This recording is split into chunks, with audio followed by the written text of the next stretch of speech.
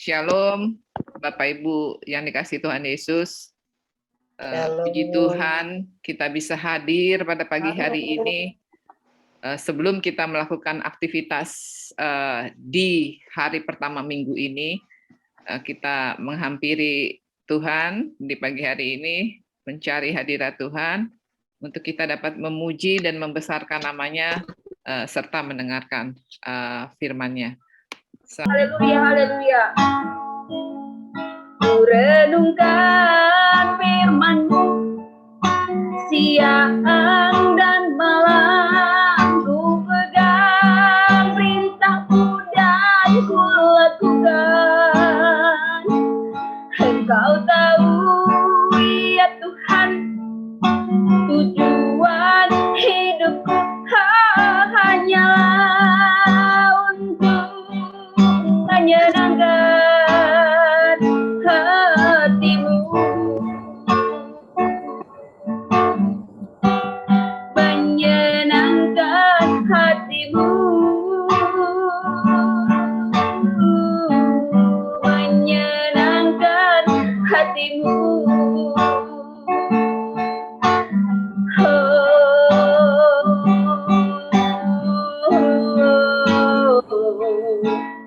Haleluya.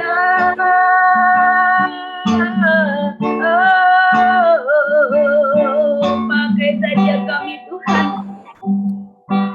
jadi alat kerajaan-Mu.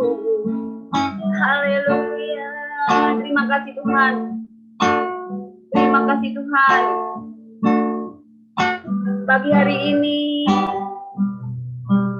kami di hadapan-Mu, berfirman-Lah, kami perlu tuntunan-Mu. Berfirman-Lah Tuhan, kami siap. Terima kasih Tuhan. Haleluya. Amin. Saudara yang terkasih, pagi hari ini saya bersemangat, saya akan menyampaikan suatu kesaksian hidup dari seorang anak kecil. Kebetulan saya adalah orang yang terpanggil atau pendeta yang terpanggil di dunia anak-anak. Tentu saudara sudah mengenal saya. Saya dan suami saya, Ferdinand Simanjuntak, already find our calling. Panggilan kami adalah penginjilan lewat anak-anak. Kami memiliki rumah pintar sejak tahun 2012.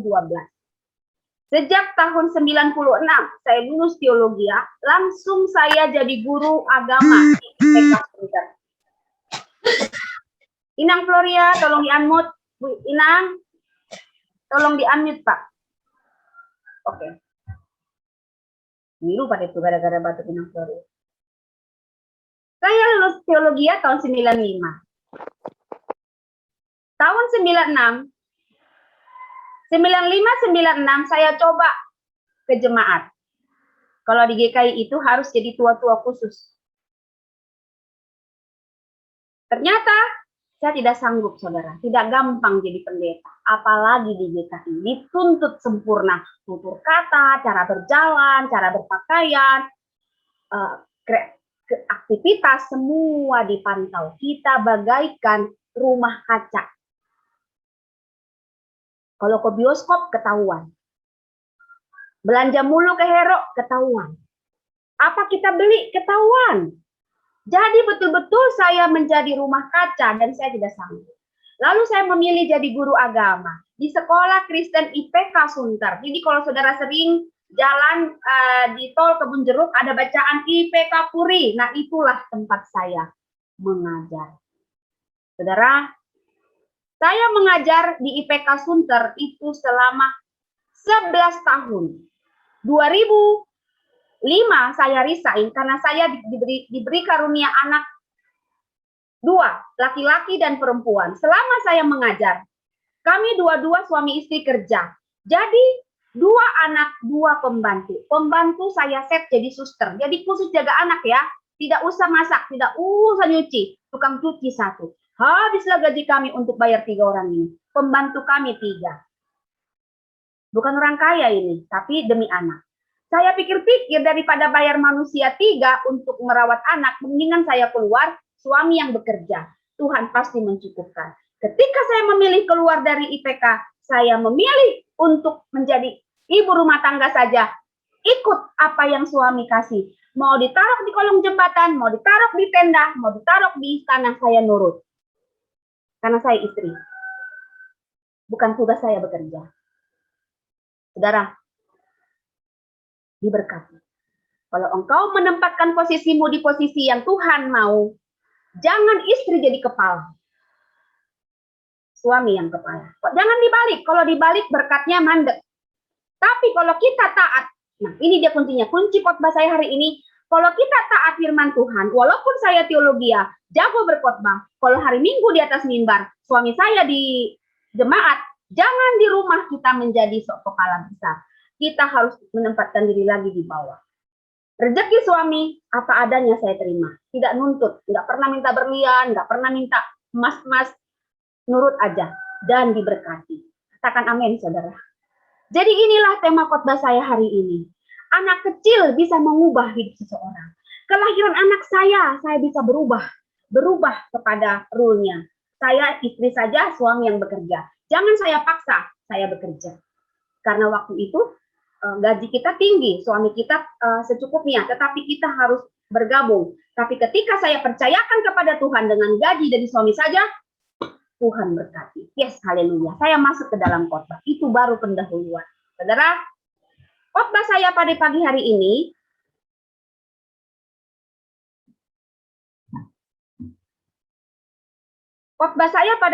ini, saudara, saya beri judul, tolong disimak ya.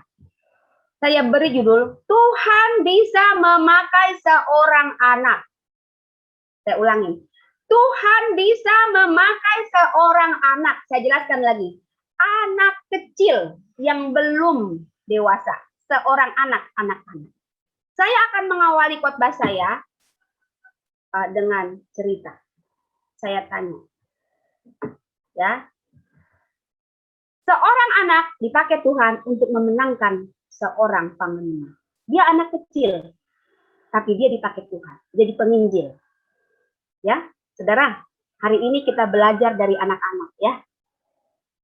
Saya akan mengawali dengan kisah nyata. Kita nonton dulu kisah nyata di zaman abad 20 ada satu anak dipakai Tuhan. Dia dari Indonesia. Ya, ini nyata. Saya tayangkan ya. Ini dia saudara. Mari kita saksikan bersama-sama. Sebelum saya masuk ke ayat, ini dulu kesaksian. Ini kesaksian, khotbah kesaksian. Ini dia saudara.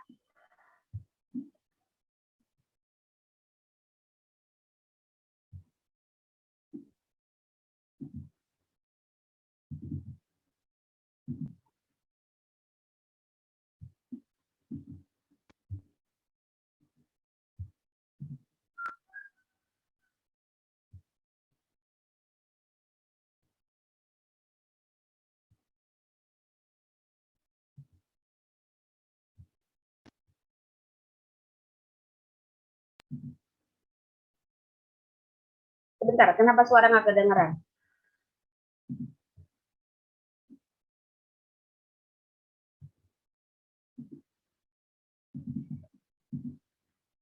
Selvin kini menjadi berkat bagi banyak jiwa.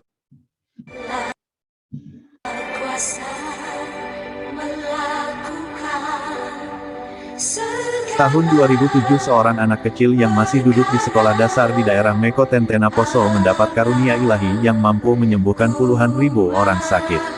Ia adalah Selvin. Apa yang terjadi dalam kehidupannya saat ini? Kemana ia pergi? Ternyata kuasa Tuhan yang ia terima di tahun 2007 itu luar biasa membawa perubahan dalam kehidupan anak itu. Selvin kini menjadi berkat bagi banyak jiwa yang membutuhkan kasih Tuhan. Selvin banyak melayani orang-orang pinggiran terutama anak-anak yang hidupnya di daerah kumuh bahkan di tempat sampah yang orang lain tidak jangkau. Semoga Selvin selalu dipakai Tuhan dan menjadi pendoa menyelamatkan banyak jiwa.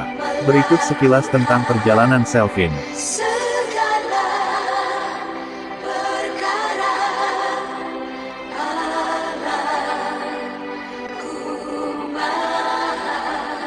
Puluhan ribu orang dari seluruh penjuru Indonesia berbondong-bondong mencari kesembuhan di sebuah desa terpencil di Sulawesi Tengah. Sedang terjadi mujizat kesembuhan ilahi yang dilakukan oleh seorang bocah yang dijuluki dokter kecil. Bocah itu bernama Selvin Bunggin.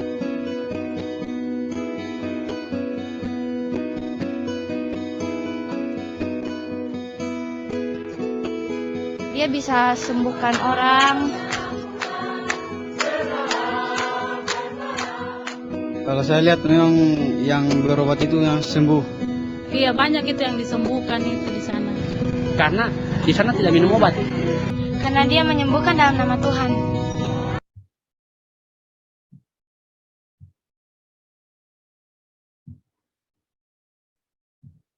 Indonesia berbondong-bondong mencari kesembuhan di sebuah desa terpencil di Sulawesi Tengah. Sedang terjadi mujizat kesembuhan ilahi yang dilakukan oleh seorang bocah yang dijuluki dokter kecil. Bocah itu bernama Selvin Bunggin. Mari kita perhatikan, saudara. Ini dia anaknya. Sekarang dia sudah remaja. Tahun 2007 kejadiannya di Poso, di Meko. Ratusan ribu orang disembuhkan. Namanya Selvin. Ini dia wajahnya. Ini saudara, tolong diingat-ingat ya, anak kecil. Kembali ke laptop. Saudara, dia masih kecil. Saya ceritakan. Saya sudah baca kisahnya di Google. Saya sudah baca siapa Selvin ini. Jadi, bagaimana dia dipakai Tuhan menjadi luar biasa, dia bisa menyembuhkan orang. Tidak ada si Selvin di kota Meko, berbondong-bondong orang tetap sembuh. Jadi pertanyaan,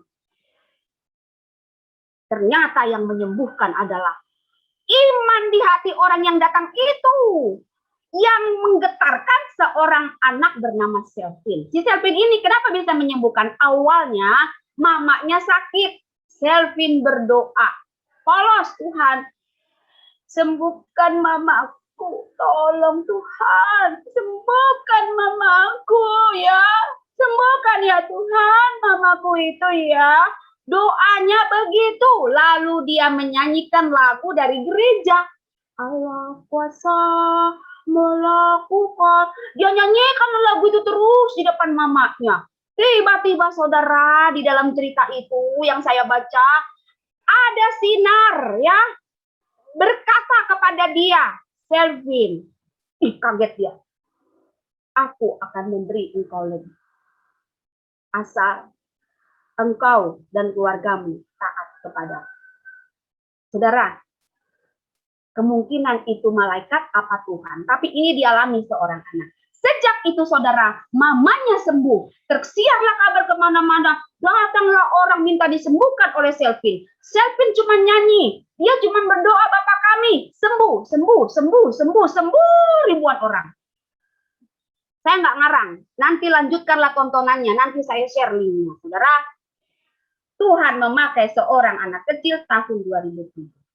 Beratus tahun yang lalu juga Tuhan pakai seorang anak kecil. Siapakah dia? Ini saya ceritakan cerita di Alkitab. Seorang anak kecil dipakai Tuhan luar biasa. Saya akan baca. Tuhan bisa memakai seorang anak. 2 Raja-Raja 5 ayat 1-27. Karena ayatnya panjang, saya akan pilih ayat-ayat yang tepat. Nanti dibaca pelan-pelan di rumah.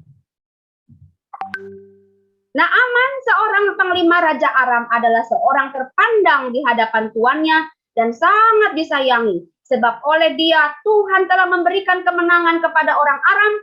Tetapi orang itu seorang pahlawan tentara sakit kusta. Ya, orang Aram pernah keluar bergerombolan membawa tertawan seorang anak perempuan dari negeri Israel. Ia menjadi pelayan kepada istri Naaman. Saya tahu ya.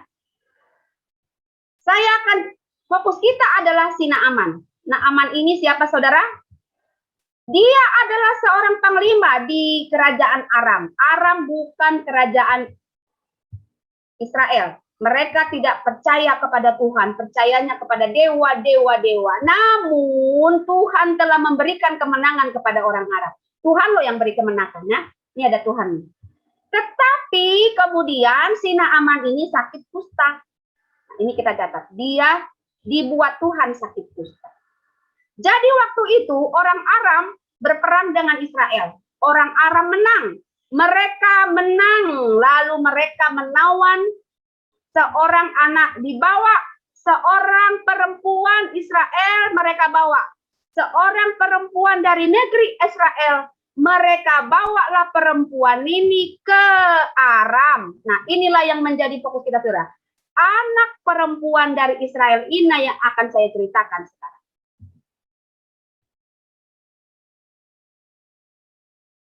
Nah, inilah seorang anak yang akan saya ceritakan pada pagi hari ini. Dia jadi apa? Jadi pelayan atau pembantu pada istri Naaman. Ya, dia jadi pembantu. Tapi saya selidiki di tafsiran, tidak dikasih tahu namanya siapa, tidak dikasih tahu umurnya berapa. Yang diberitahu adalah seorang anak perempuan dari Israel. Lalu dia dijadikan pembantu di rumah Naaman untuk pembantu istrinya. Asisten istri, pembantu. Pembantu tidak boleh bicara kepada tuan loh, zaman dulu. Nggak boleh. Nggak boleh. Tetapi lihatlah apa yang terjadi, saudara. Pelan-pelan ya. Saya nggak ngarang ini. Apa kata Alkitab? Ya. Berkatalah gadis itu kepada nyonyanya, karena dia tahu tuannya sakit kusta. Dia bilang begini, Nyonya, bolehkah saya bicara, Nyonya? Saya punya, di negara saya ada seorang nabi, Nyonya, yang bisa menyembuhkan. Kira-kira begitulah. Tapi ditulis di Alkitab dengan formil. Sekiranya tuanku menghadap nabi yang di Samaria itu, maka tentulah nabi itu akan menyembuhkan dia dari penyakitnya. Siapa nabi itu? Nabi itu adalah Nabi Elisa. Jadi Tuhan memakai anak kecil ini memberitakan tentang ada seorang nabi di Israel. Inilah yang disebut menyampaikan kabar baik. Saudara, dia sudah mengabarkan keselamatan ini kepada keluarga Naaman, ini anak kecil loh, pembantu loh, ya. Ya. Nah, lanjut. Lalu pergilah Naaman memberitahukan kepada tuannya, katanya, begini-beginilah dikatakan oleh gadis bla bla bla bla. Nah, dia pergi kepada raja. Lalu Raja Aram bilang, ya sudah Naaman, berangkat saja kamu ke Israel. Siapa tahu kamu sembuh. Kalau di sini kamu nularin orang. Berangkatlah Naaman ke Israel. Dia menghadap raja, membawa persembahan, membawa uang, membawa kepingan emas. Raja Israel bilang, memangnya aku Tuhan apa bisa sembuhkan kamu? Aduh, sampai raja mengoyakkan bajunya. Nah, waktu raja galau, dia nggak sanggup menyembuhkan Naaman, kedengaranlah sama Nabi Elisa. Ya, Elisa dengar, kenapa raja itu? Ya, ya. Maka jawab Raja Aram, pergilah dan aku akan mengirim surat kepada Raja Israel. Lalu pergilah Naaman dan membawa sebagai persembahan dan lain-lain dia bawa. Ia menyampaikan surat kepada Raja Israel. Ya, sesampainya surat ini kepadamu, maklumlah kiranya bahwa aku menyuruh kepadamu Naaman pegawaiku supaya engkau menyembuhkan dia dari sakit kustanya. Supaya engkau, Raja Israel, sembuhkan dulu panglimaku. Apa kata Raja Israel? Aduh, Allahkah aku ini? Apakah aku bisa mematikan dan menghidupkan? Sehingga orang ini mengirim pesan kepadaku, supaya aku sembuhkan seorang dari sakit kustanya. Tetapi sesungguhnya perhatikan dan lihatlah, ia mencari gara-gara terhadap aku.